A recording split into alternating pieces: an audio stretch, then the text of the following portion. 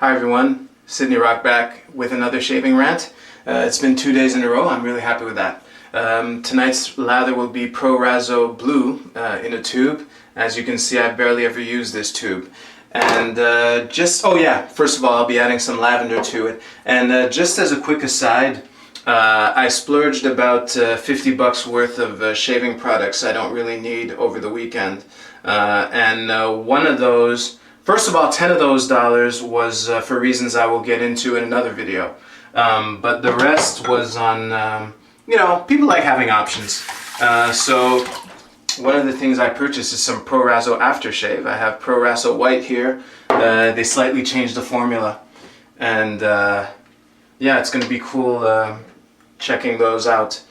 So for today's topic, I wanted to talk about a methodology of managing your time and projects, which I've been using for just over a year and some change, let's say.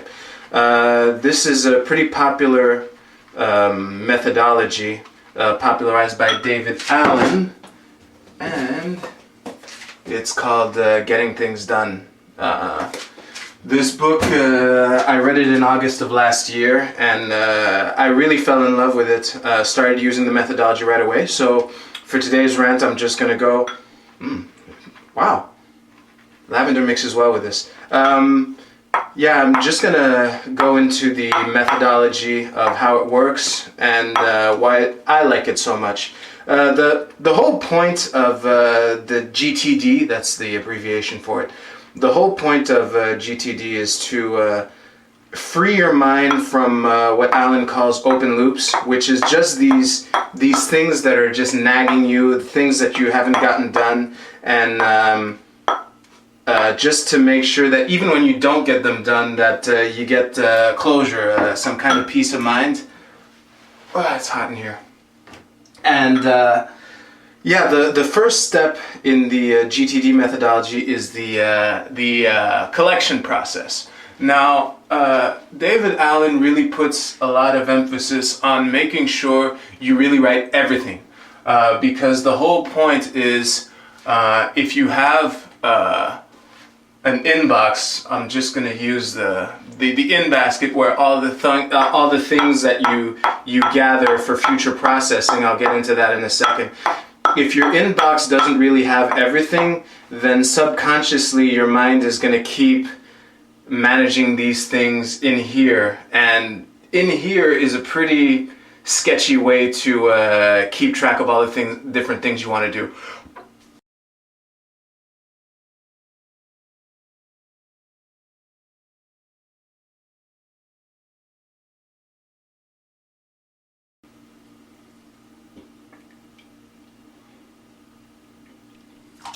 So, once you have everything that comes to mind in your in-basket, the idea is to process them one by one. And the processing methodology is a pretty simple decision tree or a flow chart.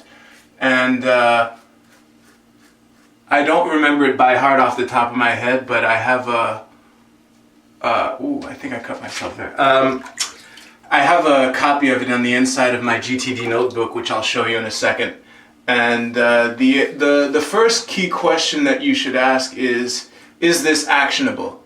Now, if it's actionable, then he has something called the 2-minute rule, which is if you can do it in less than 2 minutes, then just do it now. Oh yeah, I definitely cut myself. And if it cannot be done in 2 minutes, then you put it in a bunch of different lists. Like,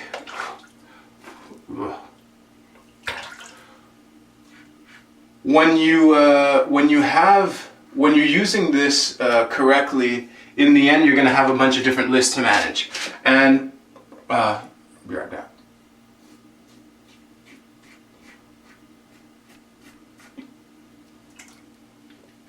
So with all these different lists, some of the most important lists are the next action list. And this one is really important because what most people call to-do lists aren't really to-do lists at all, because most people's to-do lists are polluted with a whole bunch of things that aren't really action items. Things like get oil changed in car, or throw a party for Bob. And what happens then is that you end up with a bunch of things on your list that seem pretty daunting because it's not really an action item. So Alan really places emphasis on really finding what the next action is. So basically, if it's not an action item, it might be a project, or it might actually be the next action within a project. This is a styptic pencil that you use to treat cuts like this one right here. So when you have your different lists, one of the, like I said, one of the most important lists is the next action list, because that's really where the rubber meets the road. And another list would be the projects list, which like get oil changed in car would be an example of something that goes in the project list. It's not really an action item, but it's definitely something that's composed of action items. It's something to be broken down more.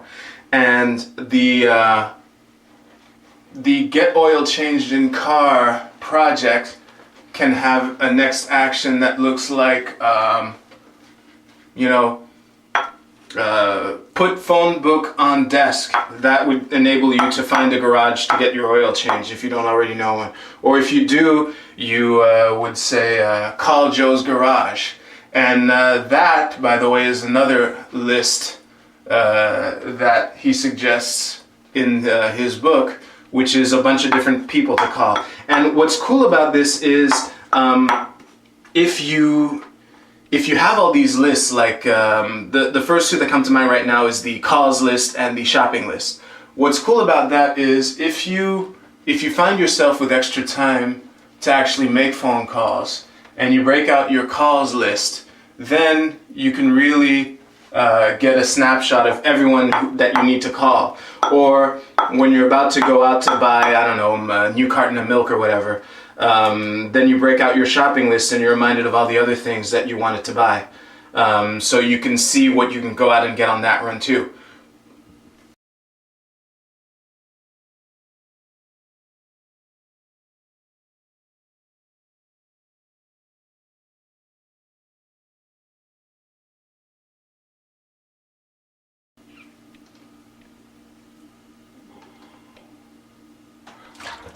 So before starting my second pass, I'd just like to show you my GTD notebook.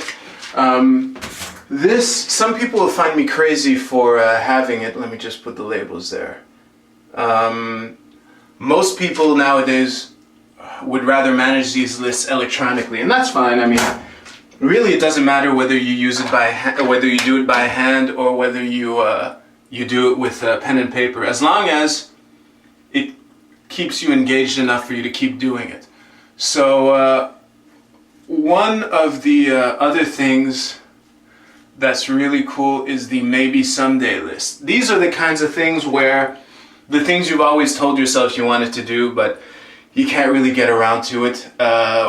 My favorite thing about the maybe someday list is that it helps you keep closure. Like, you're either going to do it or you're not.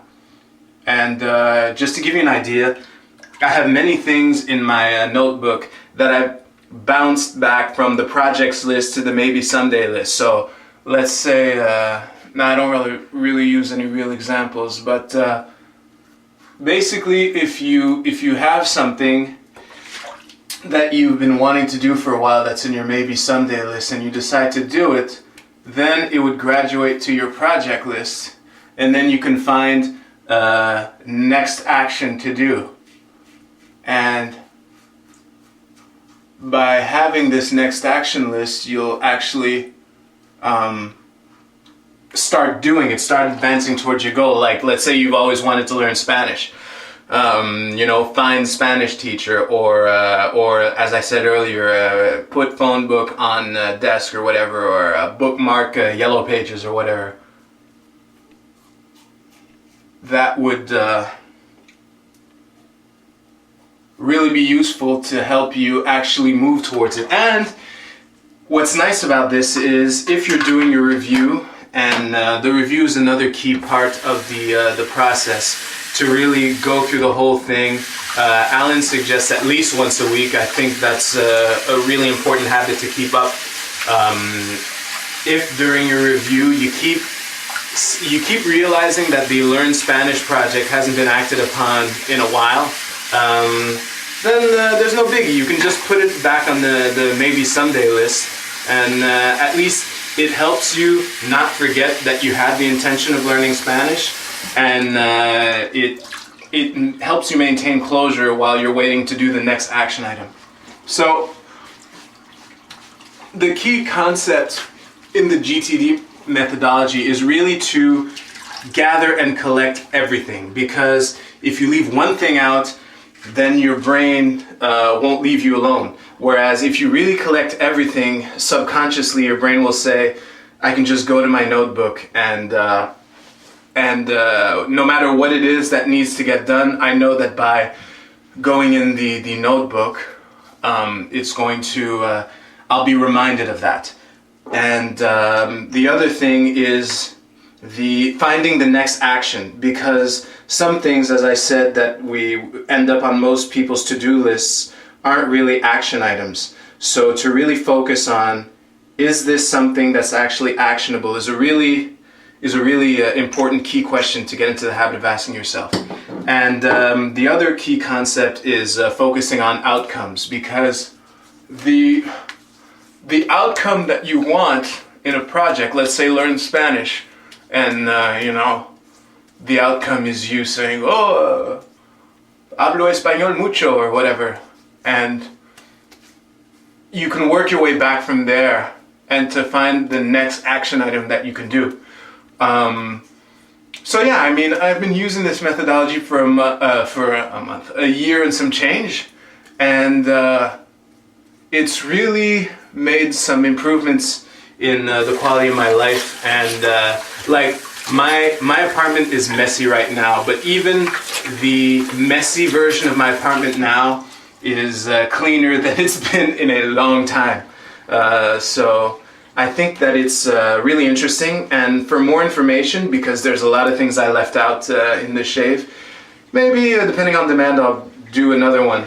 But for more information, I'm gonna put a link down here to a series on a show I really enjoy called School Sucks, where Brett Venat did a whole series called Presence and Productivity on this methodology. He's a really big fan of doing it electronically, and that's fine. I have Evernote on my phone. I think that it's a good backup to have if for whatever reason I don't have a pen and paper on me when something comes up in my mind. But me personally, I prefer writing with my hand on paper. That's how I do it. That's how I like doing it. And for some strange reason, I started doing this at work really recently. Considering how long I've been doing it, I'm surprised that I haven't started doing that at work more often. So I have a notebook kind of like this one at work with all these different tabs here. By the way, one of the things that Alan suggests you buy is a label maker, which I obviously did. And my productivity at work has improved. It's not exactly where I want it to be, but it's definitely better than it was before. So on that note, thank you very much for watching. Look up David Allen Getting Things Done methodology. I'll try to put some informative links in the just under the video here. And please like, comment, share, subscribe to my channel. I am now on Twitter. And I'll see you in the next shave. Thank you very much.